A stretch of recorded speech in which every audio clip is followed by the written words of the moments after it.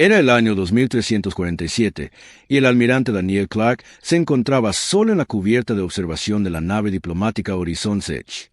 A través de la enorme ventana, podía ver la joya azul y verde de Velar Prime, el mundo capital de la Concordia Galáctica. Hoy, 1200 especies alienígenas se habían reunido allí para decidir el destino de la Tierra. Daniel era un hombre alto, de cabello gris y ojos cansados. Había servido a la humanidad durante 40 años. Primero como piloto de combate, luego como capitán de nave y finalmente como almirante. Había visto muchas cosas en su vida. Había luchado contra piratas en los cinturones de asteroides. Había negociado tratados de paz con alienígenas hostiles. Había enterrado a amigos que murieron en la fría oscuridad del espacio. Pero nunca se había sentido tan indefenso como ahora. La pantalla holográfica frente a él cobró vida. La imagen mostraba el gran salón de asambleas en Velar Prime, una enorme cúpula que podía albergar a millones de seres. Representantes de todas las especies de la Concordia llenaban los asientos. Sus formas abarcaban desde imponentes gigantes de cristalina hasta pequeñas criaturas peludas no más grandes que un niño humano. El orador del Alto Valari flotó hasta la plataforma central. Era un ser hecho de cristal viviente. Su cuerpo captaba la luz, proyectaba arcoíris por el pasillo. Al hablar, su voz resonó como un millar de campanas. La votación ha finalizado, anunció el orador. La moción para expulsar a la humanidad de la Concordia Galáctica ha sido aprobada. La decisión es unánime. Daniel sintió que se le encogía el corazón. Unánime. Ni una sola especie ha votado para que la humanidad se quede. Los cargos contra la Tierra son los siguientes. El orador continuó. Primero, expansión agresiva en sectores en disputa sin la debida autorización. Segundo, negativa a limitar el crecimiento poblacional. Segundo, exigen las regulaciones de la Concordia. Tercero, experimentación peligrosa con energía dimensional que amenaza la seguridad de los sistemas vecinos. Cuarto, reiteradas violaciones de los protocolos diplomáticos y una actitud general de falta de respeto hacia las especies antiguas. Daniel apretó los puños. Todas las acusaciones eran exageradas o completamente falsas. La humanidad solo se había expandido a sistemas que ninguna otra especie quería. Su crecimiento poblacional fue más lento que el de muchas razas de Concord. La investigación de la energía dimensional había sido aprobada por el propio Consejo Científico de Concord, pero nada de eso importaba. Los conquistados ya habían tomado una decisión. La humanidad tiene 30 ciclos estándar para cumplir con las siguientes exigencias. El alto orador dijo, todas las naves humanas deben retirarse del espacio de Concord. Todos los códigos de acceso a las puertas de salto deben ser entregados. Todas las colonias humanas fuera del sistema de almas deben ser abandonadas. De no cumplir, se aplicará la ley militar. La transmisión terminó. Daniel permaneció en silencio un largo momento, mirando la pantalla vacía. Luego se giró y caminó hacia el puente. Su primera oficial, la comandante Lisa Monroe, lo esperaba. Era una mujer pequeña, de mirada penetrante y cabello corto y negro. Había servido con Daniel durante 15 años y él confiaba plenamente en ella. Señor, dijo en voz baja, ¿qué hacemos ahora? Daniel se sentó en su silla de mando. Nos vamos a casa, Lisa. Nos vamos a casa y les contamos lo sucedido. El viaje de regreso a la Tierra duró 3 días. Durante ese tiempo, Daniel recibió cientos de mensajes de colonias humanas de toda la galaxia. El miedo y la ira llenaban cada transmisión. A las familias que habían construido sus vidas en mundos distantes se les decía que lo dejaran todo atrás. Los científicos cuyas estaciones de investigación estaban amenazadas de destrucción exigían respuestas. Los oficiales militares querían saber si debían prepararse para la guerra. Daniel no tenía respuestas que darles. Todavía no. Cuando el Horizon Sech entró en la órbita terrestre, un transbordador ya lo esperaba para llevarlo a la superficie. Aterrizó en el edificio del Congreso Unido Terran en Ginebra, donde los líderes de la humanidad se habían reunido para una sesión de emergencia. La presidenta Natalie Warren lo recibió en la puerta. Era una mujer de unos 60 años, de cabello blanco y un rostro que había visto demasiadas crisis. Pero sus ojos estaban tranquilos, casi apacibles. Almirante Clark, dijo, «Gracias por venir tan rápido, señora presidenta», respondió Daniel. «Supongo que vio la transmisión». «Yo sí». Sonrió levemente. «Camine conmigo». Caminaron por los pasillos del edificio del Congreso. Pasaron junto a retratos de humanos, líderes de siglos pasados. Washington, Lincoln, Gandhi, Mandela, hombres y mujeres que se enfrentaron a adversidades insalvables y se negaron a rendirse. El Concorde espera que roguemos, dijo la presidenta Warren. Esperan que regresemos arrastrándonos, pidiendo clemencia. Creen que somos niños a los que hay que enseñarles nuestro lugar. Con todo respeto, señora presidenta, dijo Daniel, tienen 100.000 buques de guerra. Nosotros tenemos menos de 5.000. Si deciden imponer sus demandas por la fuerza, no podemos detenerlos. La presidenta Warren se detuvo. Se giró para mirarlo, y había algo en sus ojos que Daniel nunca había visto antes. No era miedo, no era desesperación, era anticipación. Almirante, ¿qué sabe del proyecto soberano? Oh, Daniel frunció el ceño. He oído el nombre. Un programa de investigación clasificado de algún tipo, pero no tengo autorización para conocer los detalles. Ahora sí, la presidenta Warren presionó su mano contra un panel en la pared. Una puerta oculta se abrió, revelando una escalera que conducía a las profundidades subterráneas. Síganme, síganme. Descendieron durante lo que pareció una eternidad. Finalmente, emergieron en una vasta cámara subterránea. Daniel se detuvo y se quedó mirando, sin poder creer lo que veía. La cámara estaba llena de naves. Cientos de naves, más grandes y avanzadas que cualquier otra de la flota actual. Los trabajadores se movían entre ellas, realizando las comprobaciones finales y cargando suministros. Las pantallas holográficas mostraban mapas estelares de regiones más allá del espacio conquistado, áreas que nunca habían sido exploradas. Hace 40 años, el presidente Warren dijo, mi predecesor se dio cuenta de que la humanidad nunca sería aceptada por la concordia. Éramos demasiado diferentes, demasiado ambiciosos, demasiado reacios a aceptar límites. Así que inició el Proyecto Soberano, un programa secreto para desarrollar tecnologías independientes, construir astilleros ocultos y prepararse para el día en que la concordia se volviera contra nosotros. Daniel avanzó lentamente, mirando de una nave a otra. Es increíble. ¿Cómo mantuvieron este secreto durante tanto tiempo? No fue fácil, pero lo logramos. El presidente Warren se unió a él. Estas naves no necesitan puertas de salto. Usan un nuevo tipo de motor que desarrollamos nosotros mismos. No es tan rápido como las puertas, pero funciona en cualquier lugar y nadie puede quitárnoslo. ¿Qué planean hacer? El presidente Warren se giró para mirarlo. La Concordia quiere que nos vayamos. Bien, nos iremos. Pero no nos arrastraremos de vuelta a la Tierra y esperaremos a morir. Iremos más allá de sus fronteras hacia regiones desconocidas donde ninguna especie conquistada se ha aventurado jamás. Encontraremos nuevos mundos.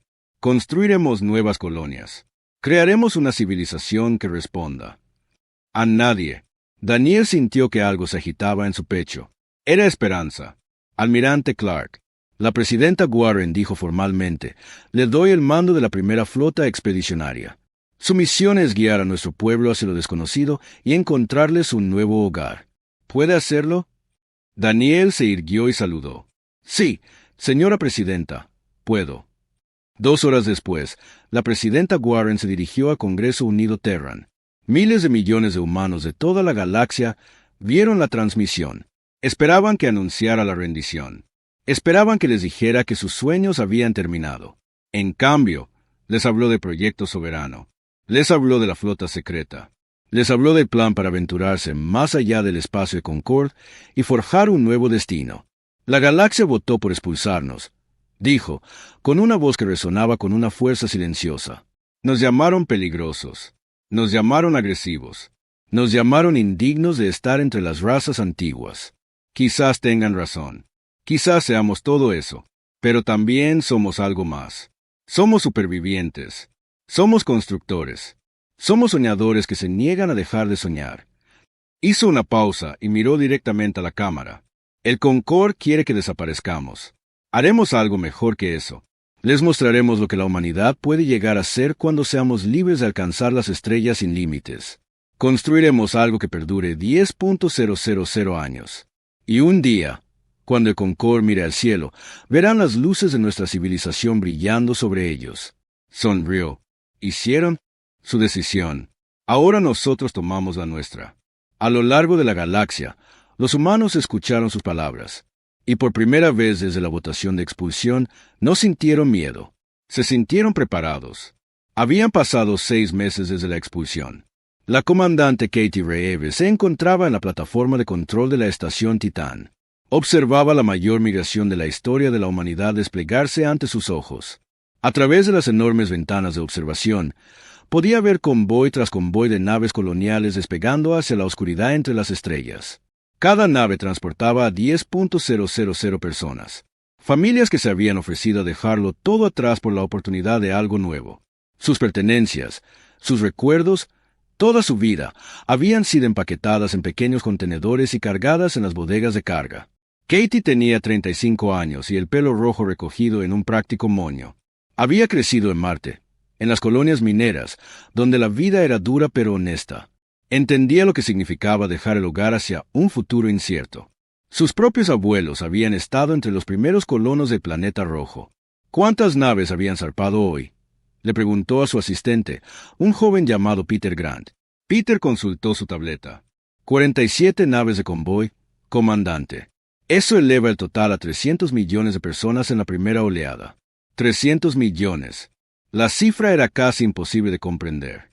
300 millones de humanos dirigiéndose hacia lo desconocido, confiando en que el almirante Clark y su flota les encontrarían un lugar seguro donde desembarcar. Katie pensó en su propia familia. Su esposo Marcus y sus 2 hijas ya habían partido en un convoy anterior. Estaban en algún lugar del vacío, durmiendo en cápsulas criogénicas mientras las computadoras de la nave los guiaban hacia un destino que nadie había visto jamás. Los extrañaba muchísimo, pero tenía trabajo que hacer. Comandante, dijo Peter de repente, tenemos un problema. Katie se giró para mirarlo. ¿Qué clase de problema? La Concorde ha enviado un mensaje. Dicen que estamos violando los términos del acuerdo de expulsión al lanzar naves hacia sus territorios reclamados. Katie sintió que la ira le subía al pecho. Sus territorios reclamados. Nos dirigimos a regiones más allá del borde galáctico. Ninguna especie de la Concordia ha estado allí jamás. Dicen que no importa. Reclaman la propiedad de todo el espacio dentro de 1000 años luz de sus fronteras actuales. Katie rió. Pero no había humor en eso. Por supuesto que sí. Envía un mensaje al almirante Clark. Necesitas saber sobre esto. El viaje al primer sistema objetivo tomó 4 meses.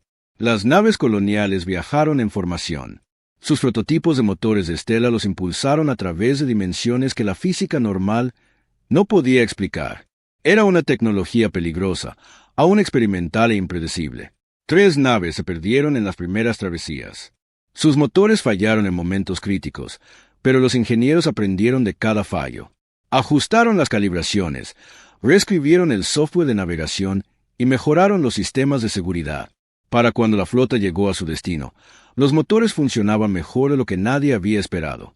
El almirante Clark estaba de pie en el puente de la nave insignia Defiance. Mientras la flota emergía del espacio de Stella, ante ellos se extendía un planeta que ningún humano había visto antes. Era hermoso. Océanos azules cubrían la mayor parte de la superficie, interrumpidos por continentes verdes y marrones. Nubes blancas se cernían sobre el cielo, y 2 pequeñas lunas flotaban en la oscuridad. Los primeros escaneos muestran una atmósfera respirable, informó el oficial científico, el Dr. Nathan Cole. Era un hombre mayor con gafas y una mirada de curiosidad permanente en el rostro. Los rangos de temperatura se encuentran dentro de límites aceptables. No hay señales de vida inteligente, pero el ecosistema parece ser rico y diverso. El almirante Clark asintió lentamente. ¿Podemos vivir allí? Sí, señor. Nos costará adaptarnos, pero sí, podemos vivir allí. Clark se giró para mirar a su tripulación. Envíen un mensaje a todas las naves. Díganles que hemos encontrado nuestro nuevo hogar. Los colonos llamaron al planeta Frontera. En cuestión de semanas, los primeros grupos de desembarco habían establecido campamentos base en el continente más grande. Los equipos de construcción trabajaron sin descanso para construir refugios, centrales eléctricas y sistemas de purificación de agua. Los agricultores comenzaron a plantar cultivos en un suelo que nunca había sentido el arado humano. El Dr. Cole dirigió a los equipos de terraformación utilizando tecnología avanzada para expandir áreas donde los humanos podían respirar sin ayuda. El trabajo fue lento y difícil, pero el progreso fue constante. En 2 años, Frontier tenía una población de 50 millones y seguía creciendo. Katie Reeves se reunió con su familia 6 meses después del aterrizaje. Abrazó a sus hijas y lloró de alegría. Marcus las abrazó a las tres y, durante un largo instante, nada más importó. Pero la paz no duró. Naves exploradoras del dominio Ratani comenzaron a aparecer en los confines del espacio reclamado por los humanos. Los Ratani fueron una de las especies fundadoras de la Concordia. Seres reptilianos altos con escamas como metal pulido y ojos que no contenían calor. Se habían estado extendiendo por la galaxia durante 20.000 años, y consideraban que todas las demás especies estaban por debajo de ellos. Los exploradores Ratani no atacaron. Simplemente observaron, registraron y enviaron sus observaciones a sus amos. Luego vinieron las advertencias. Están invadiendo territorio que pertenece a la Concordia Galáctica, anunció el comandante Ratani en una transmisión al almirante Clark. Estas regiones han sido reclamadas por derecho de precedente histórico. Se retirarán de inmediato o enfrentarán consecuencias militares. El almirante Clark escuchó el mensaje en su sala de preparación. La comandante Lisa Monroe y el teniente comandante Scott Palmer se sentaron frente a él, esperando su respuesta. Precedente histórico, dijo Clark en voz baja. Nunca han enviado una sola nave a estas regiones. Nunca han construido una sola estación. Nunca han hecho nada con este espacio excepto trazar líneas en un mapa y decir que es suyo. Señor, dijo Palmer con cautela. El grupo de batalla Ratani tiene 40 naves.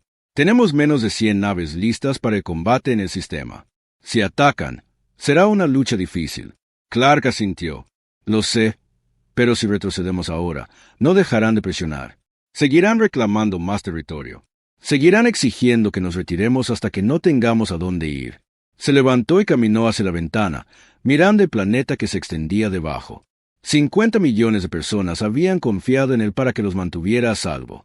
Lo habían dejado todo atrás por la promesa de libertad. Envíen una respuesta a los Tani, ordenó Clark. Díganles que no reconocemos la autoridad de los Concord en estas regiones. Díganles que vinimos en paz y que deseamos mantener la paz, pero también díganles que no nos iremos. Este es nuestro hogar ahora y lo defenderemos. Los Ratani atacaron 3 días después. Sus naves llegaron en formación cerrada, confiados en su superioridad numérica y sus armas antiguas. Esperaban que los humanos huyeran o se rindieran. Esperaban una victoria fácil contra una especie que consideraban primitiva y débil. Se equivocaron. Las naves humanas eran más pequeñas, pero más rápidas. Las armas humanas eran más nuevas y precisas. Las tácticas humanas eran impredecibles y cambiaban constantemente a medida que la batalla evolucionaba. Los comandantes Tani habían librado guerras durante miles de años, pero nunca se habían enfrentado a un enemigo como este. La comandante Katie Reeves lideró un escuadrón de destructores contra el flanco Ratani. Su nave se abrió paso entre el fuego enemigo, atacando objetivos con una precisión letal. A su alrededor, los pilotos humanos luchaban con destreza y determinación, negándose a ceder terreno incluso cuando las probabilidades parecían desesperadas. La batalla duró 6 horas. Al finalizar, 32 naves Ratani habían sido destruidas o inutilizadas. El resto huyó al espacio, dejando solo escombros y silencio. El almirante Clark observaba el campo de batalla desde el puente del Defiance. Su propia flota había sufrido pérdidas, 12 naves destruidas y muchas más dañadas. Hombres y mujeres de bien habían muerto defendiendo su nuevo hogar, pero ellos habían ganado. Envía un mensaje a la Tierra, ordenó Clark en voz baja. Dile que los Tani vinieron por nosotros. Dile que nos mantuvimos firmes. Dile que la humanidad no irá a ninguna parte. En la frontera inferior, 50 millones de personas alzaron la vista al cielo. Vieron los destellos de explosiones lejanas y supieron que sus protectores luchaban por ellos. Y cuando la batalla terminó, vitorearon, lloraron y se abrazaron. Seguían siendo libres y lo seguirían siendo. Pase lo que pasara después, la humanidad había ganado su primera guerra interestelar. Pero todos sabían que no sería la última. La noticia de la derrota de Retan se extendió por el espacio de Concord como fuego por hierba seca. Por primera vez en 10.000 años, una especie más joven había desafiado con éxito a una de las razas fundadoras. Las consecuencias políticas fueron inmediatas y graves.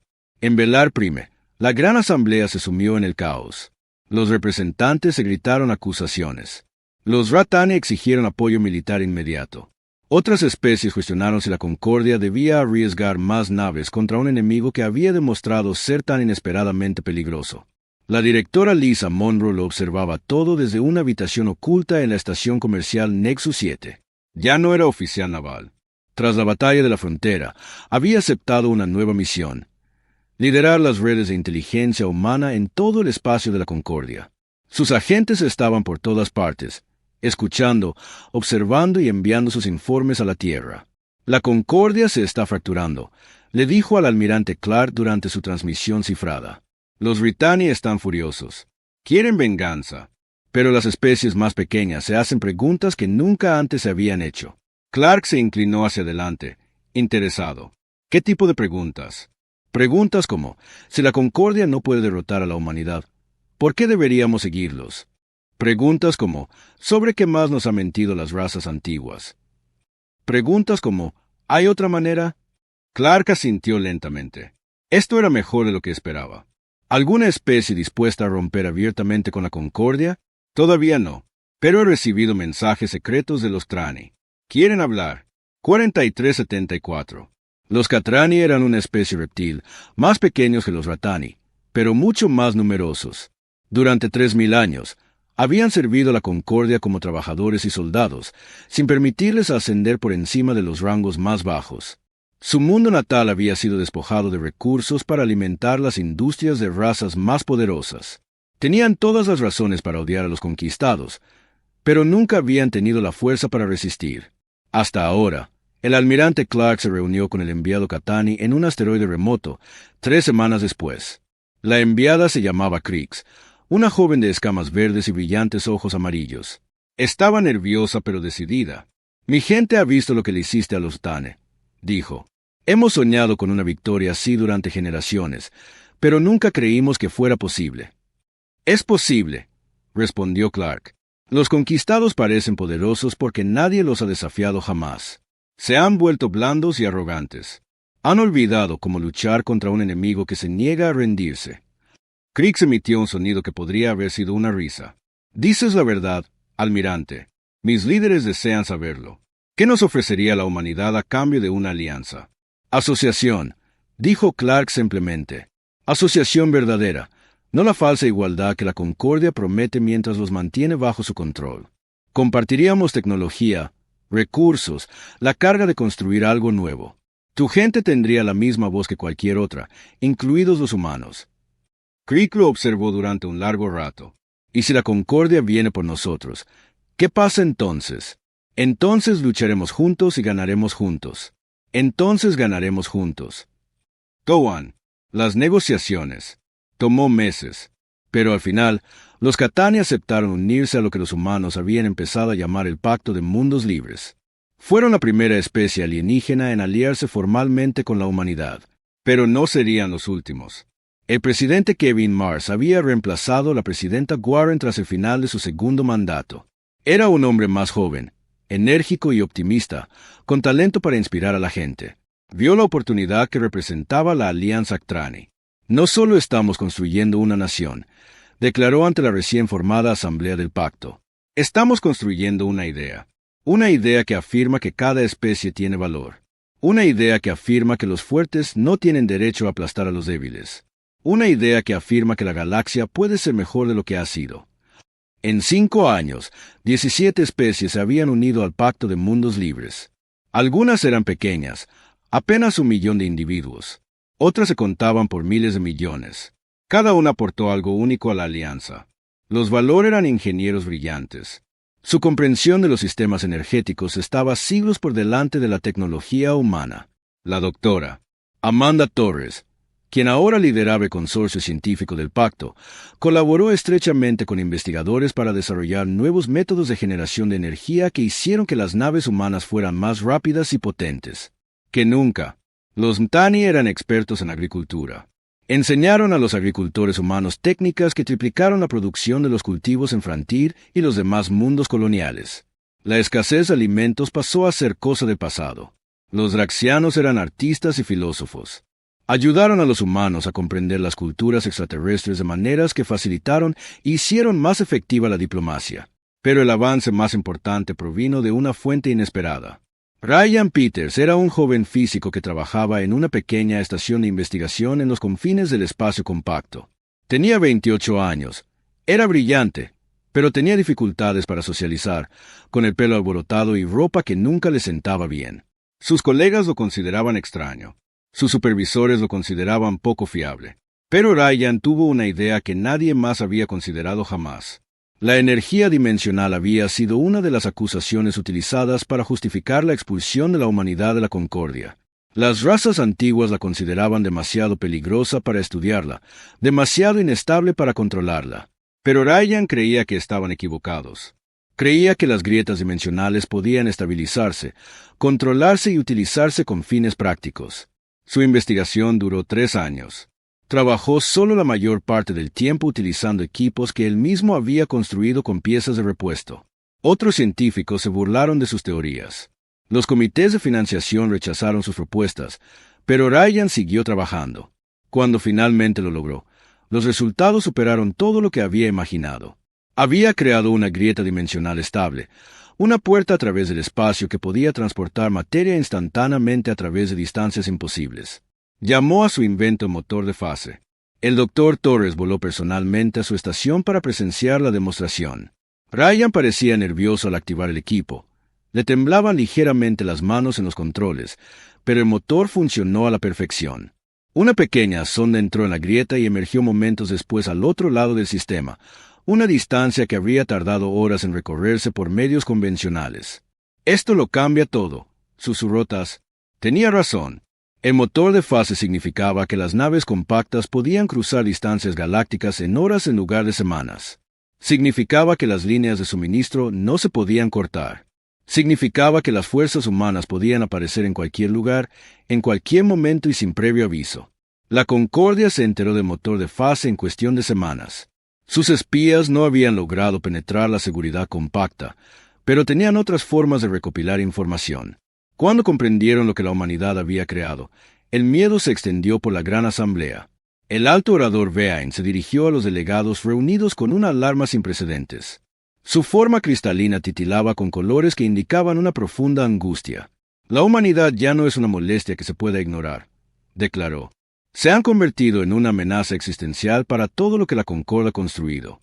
Su tecnología ahora supera la nuestra en áreas críticas. Su alianza se fortalece con cada año que pasa.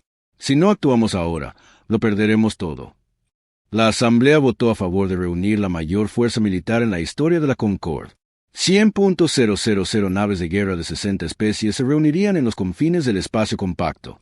Su misión sería simple: destruir a la humanidad y a todos los que la apoyaban. El almirante Clark recibió los informes de inteligencia en el puente de su nave insignia. Los leyó atentamente, sin revelar nada en su rostro. Luego convocó una reunión de sus oficiales superiores. Se avecina la tormenta. Les dijo, la batalla más grande en la historia de la humanidad. Tenemos quizás 6 meses para prepararnos. La comandante Katie Reeves observó las pantallas tácticas que mostraban a la Concord reuniendo fuerzas. ¿Podemos ganar, señor? Clark guardó silencio un momento. Luego sonrió levemente. Tenemos que hacerlo porque perder no es una opción. La cuenta regresiva para la batalla final había comenzado. La Armada Concord emergió del espacio de salto en el límite del sistema fronterizo. 100.000 naves de guerra llenaban la oscuridad. Sus formaciones se extendían a lo largo de millones de kilómetros. Las luces de sus motores creaban un falso amanecer que podía verse desde la superficie del planeta. El alto almirante Valaric se encontraba en el puente de mando de su nave insignia, el Dominio Eterno. Era un Ritani anciano y orgulloso, con escamas que se habían oscurecido hasta casi ser negras durante sus 300 años de vida. Había comandado flotas durante más tiempo de que la humanidad había poseído el viaje espacial. Nunca había conocido la derrota. Comiencen el asalto, ordenó con calma. Acaba con estos insectos. Las naves Concord avanzaron en perfecta formación. Su confianza era absoluta. Superaban en número a los compactos defensores en una proporción de casi 10-1. La batalla sería corta y decisiva. Almirante Daniel. Clark observaba la armada que se acercaba desde el puente del Defiance. Su flota se había posicionado cuidadosamente a lo largo del sistema fronterizo. 12.000 naves, dispersas pero ubicadas con precisión. Ocultas entre los asteroides se encontraban plataformas de defensa automatizadas. Se habían sembrado campos minados en patrones que Concorde no podía detectar. Y en reserva, esperando en el espacio de rebufo, estaban los grupos de ataque equipados con fases que asestarían el golpe mortal. Todas las naves, repórtense listas, anunció la comandante Katie Reeves.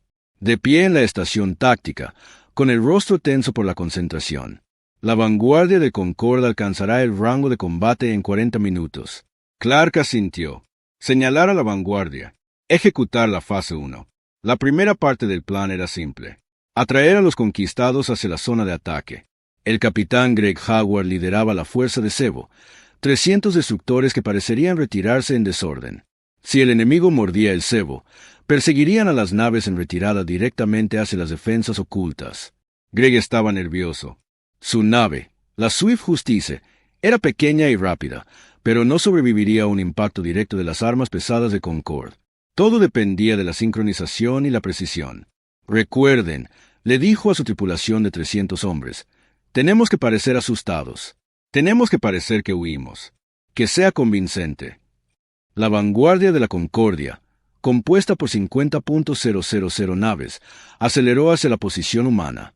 Al llegar al alcance de las armas, los destructores humanos dispararon algunos tiros y luego dieron media vuelta y huyeron. Su vuelo parecía presa del pánico y desorganizado, justo lo que la Concordia esperaba de una especie primitiva que se enfrentaba a una fuerza abrumadora.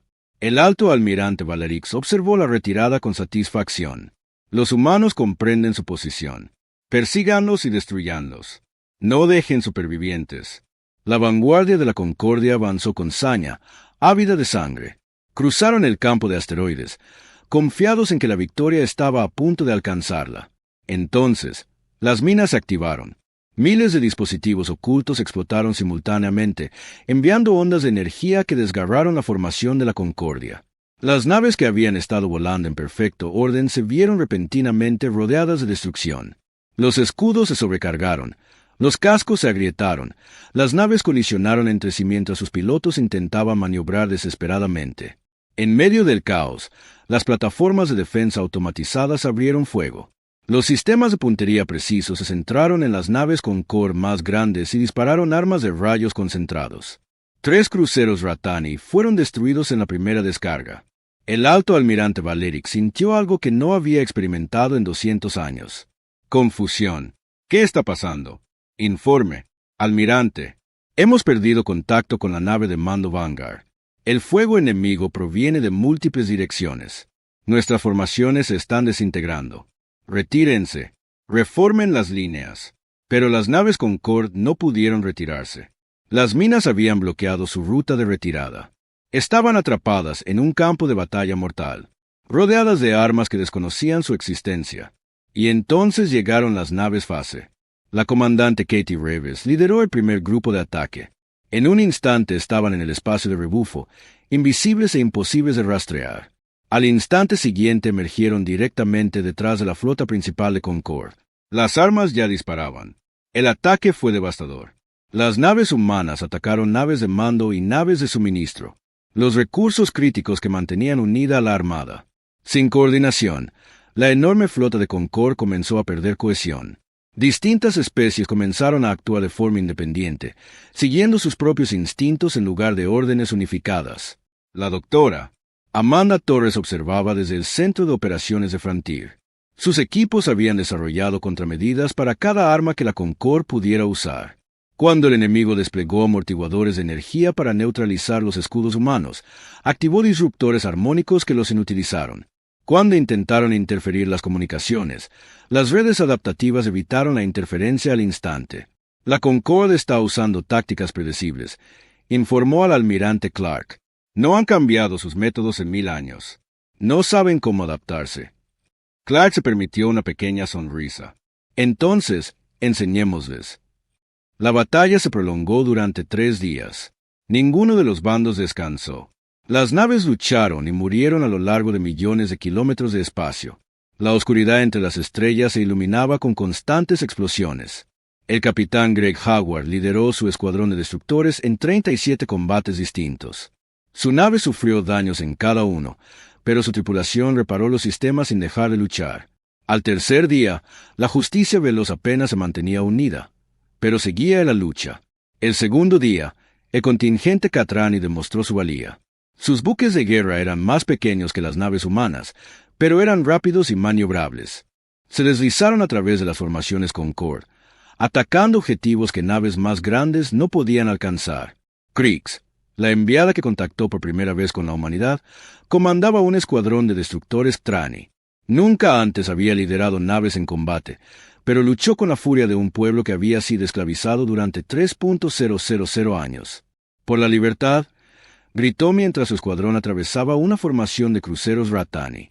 El punto de inflexión llegó al tercer día. Los ingenieros llevaban meses trabajando en un proyecto especial. Utilizando su experiencia combinada con la tecnología de fase humana, habían desarrollado un arma como ninguna otra en la galaxia. No estaba diseñada para destruir naves. Estaba diseñada para moverlas. Una enorme grieta se abrió en el centro de la formación Concord. 30.000 naves quedaron atrapadas en su polo, incapaces de escapar. En cuestión de segundos fueron transportadas al otro lado de la galaxia, varadas e indefensas en un espacio desconocido. El alto almirante Velerix observó con horror cómo la mitad de su flota simplemente desaparecía. La exhibición táctica que había mostrado una ventaja abrumadora ahora mostraba algo completamente diferente. Las fuerzas conquistadas estaban dispersas, dañadas y sin líder. «Señalen la retirada», ordenó, con la voz vacía de la confianza anterior. «Todas las naves, retírense, retírense». Las fuerzas restantes de la Concordia huyeron. Abandonaron sus naves dañadas. Dejaron atrás a sus heridos. Huyeron de la batalla tan rápido como sus motores les permitieron. El almirante Clark se encontraba en el puente del Defiance, observando la retirada enemiga. Su flota había pagado un alto precio. 2.000 naves destruidas. Cientos de miles de vidas perdidas. Amigos y colegas que nunca volvería a ver. Pero habían ganado. «Señor», dijo el comandante Reeves en voz baja, «el enemigo se retira. La batalla de la frontera ha terminado».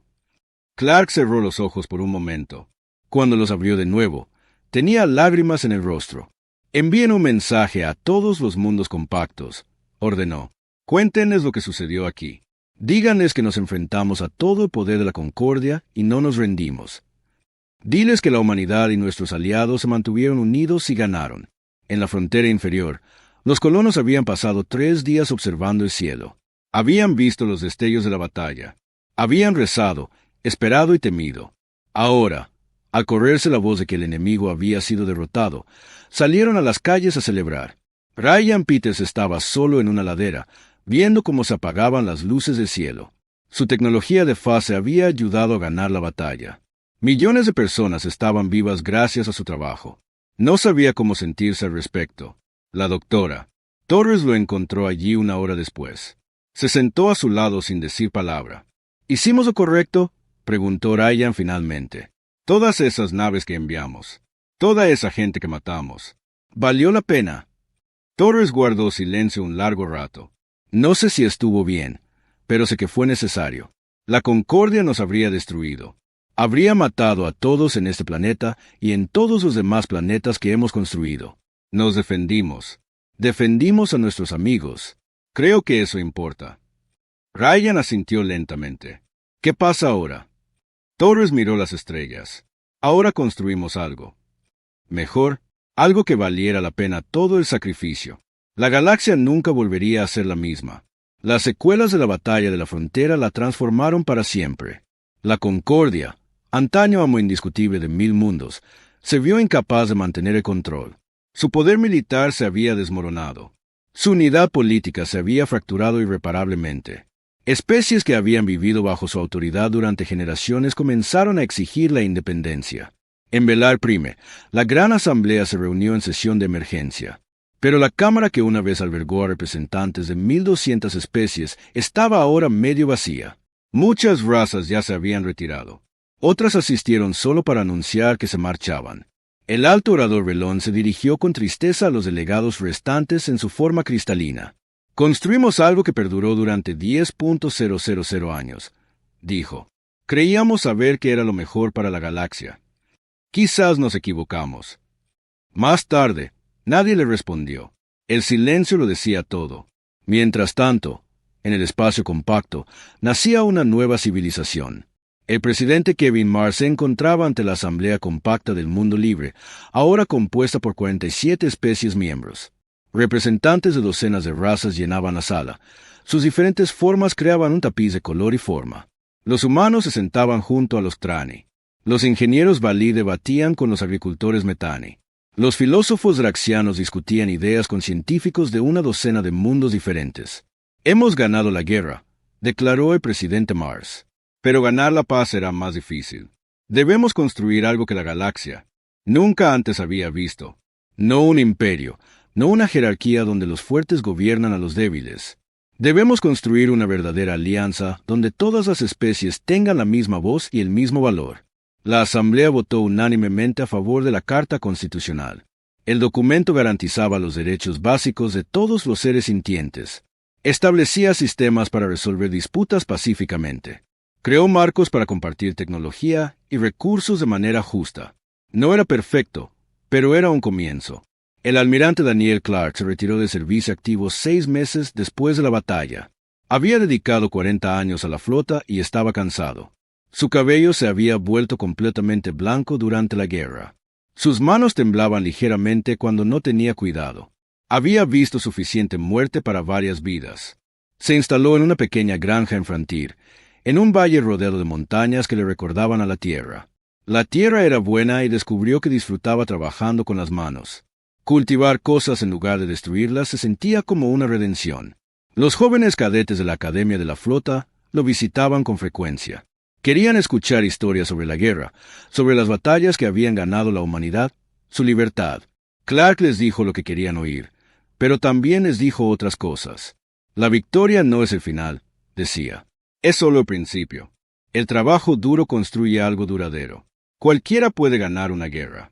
Construir una paz que perdure por generaciones requiere sabiduría, paciencia y humildad. Algunos cadetes lo entendieron, otros no. Pero Clark se lo dijo de todos modos, con la esperanza de que sus palabras arraigaran en algún lugar. La doctora Amanda Torres fundó el Instituto de Ciencia Colaborativa en una estación espacial que orbitaba Frontier. Investigadores de todo el compacto se reunieron allí para trabajar en los mayores desafíos que enfrentaban sus civilizaciones. En una década, lograron cosas que ninguno de ellos podría haber hecho solo. Una enfermedad que había plagado a los Trani durante siglos finalmente fue curada. Se desarrollaron fuentes de energía sostenibles incluso para los mundos con menos recursos. Nuevos métodos de producción de alimentos acabaron con el hambre en docenas de planetas. Los espacios dimensionales que Ryan Peters había explorado por primera vez fueron cartografiados y estudiados, revelando posibilidades que las generaciones anteriores no podrían haber imaginado. El propio Ryan se convirtió en uno de los científicos más célebres de la historia del compacto, pero la fama lo incomodaba. Prefería su laboratorio a los eventos públicos, sus ecuaciones a los discursos. Cuando la gente lo llamaba héroe, negaba con la cabeza y cambiaba de tema. Acabo de resolver un rompecabezas, decía. Los verdaderos héroes son quienes usaron la solución para salvar vidas. La concordia no desapareció, pero cambió. Obligada a competir con el pacto por influencia en lugar de simplemente imponer su voluntad. Las especies miembros restantes comenzaron a reformar sus propias instituciones. Las viejas jerarquías se desmoronaron, reemplazadas por acuerdos más equitativos. Algunas especies se fueron para unirse al pacto. Otras eligieron la independencia total por primera vez en su historia. Incluso los Ratani finalmente cambiaron. Surgió una nueva generación de líderes, más jóvenes y más dispuestos a cuestionar las tradiciones antiguas. Enviaron emisarios al espacio compacto, buscando el diálogo en lugar de la confrontación. El proceso fue lento y difícil, pero fue un progreso. El alto almirante Veleric, deshonrado por su derrota en la frontera, pasó sus últimos años escribiendo sus memorias. En ellas, admitió que la concordia había subestimado a la humanidad. Escribió sobre la arrogancia que había cegado a su pueblo ante la galaxia cambiante. Expresó su esperanza de que las generaciones futuras aprendieran de sus errores. El libro se convirtió en lectura obligatoria en las milicias de toda la galaxia.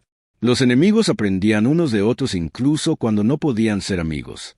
Un siglo después de la expulsión, la embajadora Megan Foster representó a la humanidad en la primera sesión conjunta entre el Pacto y el reformado Consejo de la Concordia. Tenía 60 años, cabello plateado y ojos bondadosos. Había dedicado su carrera a tender puentes entre especies que antaño habían estado en guerra. La cámara estaba llena de delegados de cientos de especies. Rostros humanos y alienígenas la observaban mientras caminaba hacia la plataforma central. El peso de la historia la oprimía, pero se mantuvo erguida y habló con claridad. Hace 100 años, la Concordia votó por expulsar a la Tierra. Nos llamaron peligrosos. Nos llamaron indignos. Intentaron borrarnos de las estrellas. Hizo una pausa y miró a su alrededor. Hoy, nos mantenemos unidos en este lugar. Antiguos enemigos ahora trabajando por objetivos comunes. Hemos aprendido que la galaxia es lo suficientemente grande para todos nosotros. Hemos aprendido que la diversidad es fortaleza, no debilidad. Aprendieron que el miedo a lo diferente solo conduce a la destrucción. Los delegados, tanto del Pacto como de la Concordia, escucharon en silencio. No les pido que olviden el pasado. Las heridas son demasiado profundas para eso. Pero les pido que miren hacia el futuro. Les pido que vean la posibilidad de lo que podemos llegar a ser si trabajamos juntos en lugar de unos contra otros. Les pido que den un paso más en el largo camino hacia la paz. Cuando terminó de hablar, la cámara permaneció en silencio durante un largo momento. Luego, lentamente, los delegados comenzaron a ponerse de pie. Primero 1, luego 10, luego 100, luego todos. Permanecieron en silencio, mostrando respeto por palabras que habían tocado algo profundo en ellos. No era perdón, no era reconciliación, pero era un comienzo. En la frontera, un monumento se alzaba en la gran plaza en el centro de la capital. Era una estructura sencilla, un pilar de piedra blanca que se elevaba hacia el cielo. En su base, había una inscripción tallada en todos los idiomas del pacto. Nos dijeron que no pertenecíamos. Construimos un lugar donde todos sí pertenecen. Los niños jugaban alrededor del monumento, sus risas llenaban el aire. Eran niños humanos, niños Catrani, niños Valori y niños de una docena de otras especies. Jugaban juntos sin pensar en sus diferencias. Para ellos, las guerras y el odio eran historias de libros de historia, lecciones que aprender pero no vivir. El almirante Clark, ya muy anciano, visitó el monumento en el aniversario de la batalla de la frontera. Permaneció ante él en silencio, recordando a todos los que habían muerto para hacer posible este día. Luego sonrió y se alejó, dejando la plaza a los niños. Las estrellas ya no pertenecen a unos pocos. Pertenecen a todos los que